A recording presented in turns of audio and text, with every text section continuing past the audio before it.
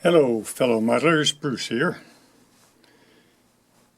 Well, now that I finished refurbishing that MWC Mantua shifter, thought it was time to take some initial steps on looking at the next in line on fixing up, which was this 080 Rivarossi. And as I've mentioned before, I've never worked on a tender drive like this one, so this could be a learning experience for both of us at the same time. This could become a rather long video, so I might just make this a short introduction and then start a new restoration video when I'm done with this. From what I can tell, Rivarossi locomotives certainly were marketed under their own name, excuse me, but from the early 1960s up to about 1980, they were also imported into the United States under the AHM name, which was, Associated Hobby Manufacturers. I think they were out of Pennsylvania. A company was started by Bernie Paul, and he established a very close working relationship with Alessandro Rossi, who was the owner of Rivarossi out of Como, Italy. And he imported a lot of Rivarossi locomotives, put them into an AHM box, and sold them here in the States. I think also historically, again, sometime in the early 80s, I guess, AHM entered bankruptcy, and at that point changed their name to IHC, that you're familiar with. Just around 1980, they had stopped using Rivarossi locomotives for AHM and started using the Mahano locomotives, and they continued doing that under the IHC banner. That's just a little bit of history. But as far as this 080 switcher, from what I can tell, under the Rivarossi name, they had at least 3 iterations. And I believe that the Tender Drive was one of the earliest iterations of this locomotive. And then later they had put the motor into the locomotive, and the tender was just used for pickup, electrical pickup.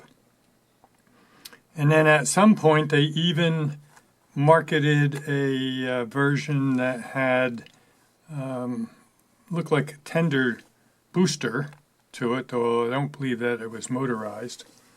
So yeah, this guy was under a lot of different versions over the years. This one I believe is one of the earlier ones because of the tender drive mechanism. The big hint was this drive shaft sticking out the front that you can see, and coming out of the locomotive a similar drive shaft here, and those two would line up and be connected with a little bit of flexible tubing that I'm going to have to rig up if I get that far with this restoration. So I'm going to put the locomotive aside, and the first thing I saw was that the coal load looked like it was loose and could pop off. And so I popped it off, and lo and behold, in there was the motor. Also in there was this piece of foam that is so badly disintegrated it's powder. And I guess that was really in there primarily as a sound deadener. because these were known as being somewhat noisy little buggers. So yeah, we'll get rid of that foam. So we have the motor here, and time will tell whether it's running or not. Also in there looks to me to be some kind of gearbox. And as I could determine by reading some online articles, as with many of the early locomotives that used a variety of metal products or Bakelite or who the heck knows what, for their base in these tenders. This one is pretty well disintegrated. Piece fell off early on here, this corner piece. The front here was broken, and I realized I was going to have to fabricate something. So I started to go online and do some research to see, what were people doing with these things. And initially, I tried to find a YouTube video and used YouTube's search engine and came up with one or two videos, not very helpful ones. Didn't want to give up on it. I figured there had to be people working on these things. I mean, there were quite a number of them imported. Tried searching different ways, different combinations of search words, and went to, I believe, Google search instead of the YouTube search. And eventually what popped up was a 3-month-old video, or actually a couple videos, by a gentleman out of Pennsylvania who runs a place called TC's Train Repair and Restoration. Let me see if I can zoom in enough to show you that. And he has a small eBay store, and yeah, that looks like you can see it here. So what this is his videos were showing that he had one of these and took it apart, and the underframe of the tender was all useless, and so he kind of scratch built a new base for the tender. And once he did that and got it to his liking, he made a mold and then cast some in resin and started selling these little kits. And the kit has the new bottom for the tender. It's got the receptacle here for the gearbox. He put in a aluminum engine mount. This looks like a new drawbar, some wire to run from the power pickup in the engine to the motor, a couple screws. So an all-inclusive kit. And if you go to his store, you can find that.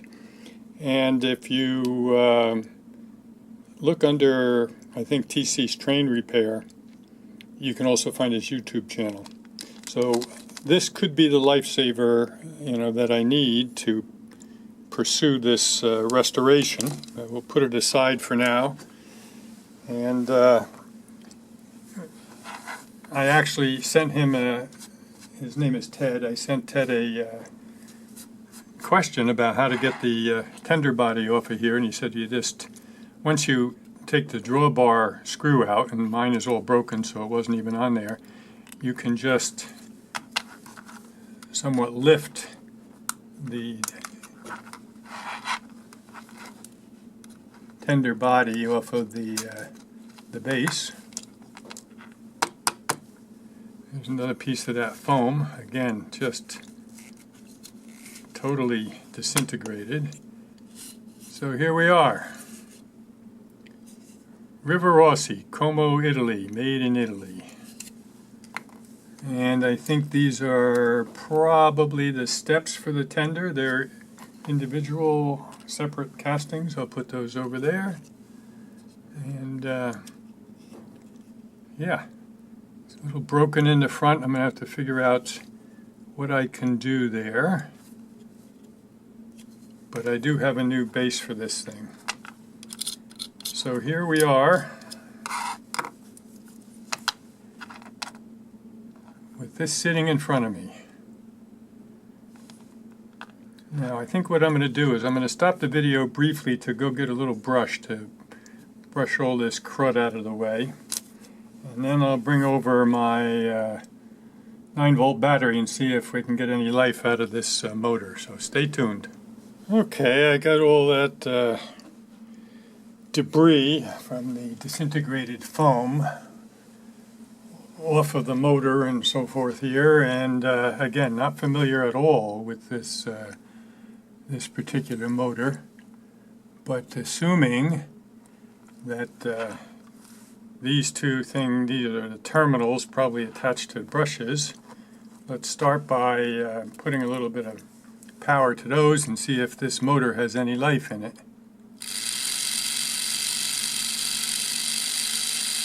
And indeed it does. And let's try it in the opposite direction.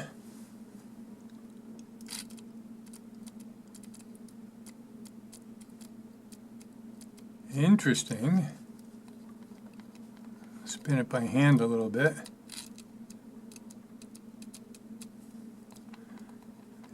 Well, in one direction it worked fine, in the opposite direction it tries to go and stops, but at least we know that the motor is alive and well, and we will I will now totally disassemble the rest of the tender, take the trucks off. You can see down here, I believe, under the trucks are the pickups, front and back, rubbing on the axles. And I'll take those trucks off and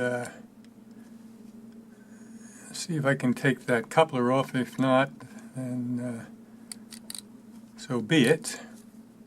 And then a couple screws here, and I should be able to get this motor off of here.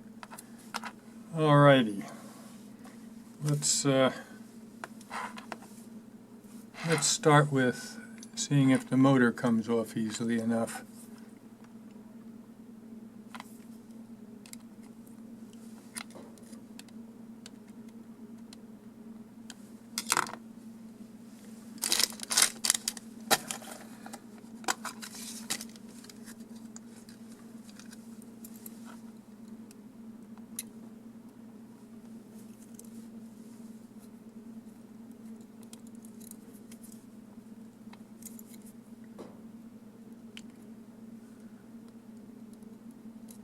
At this point, not sure of what I have to reuse out of all of this when I use Ted's kit.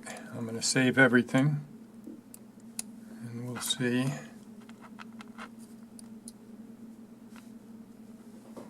Okay.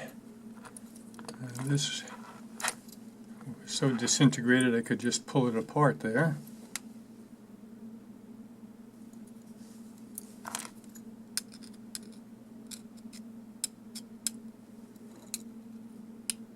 Not the strongest magnets, but probably still functional.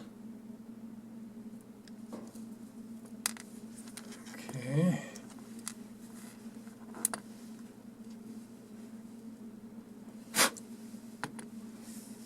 And here is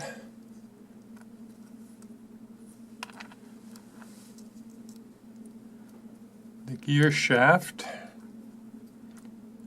I'm going to look a little bit at Ted's videos again to see how he got those out. But I will for the moment take the trucks off. Again, need the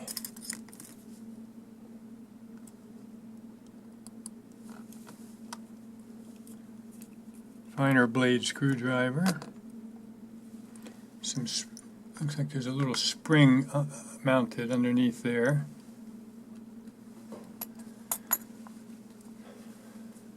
I'm going to take a picture before I go any further here. Never hurts.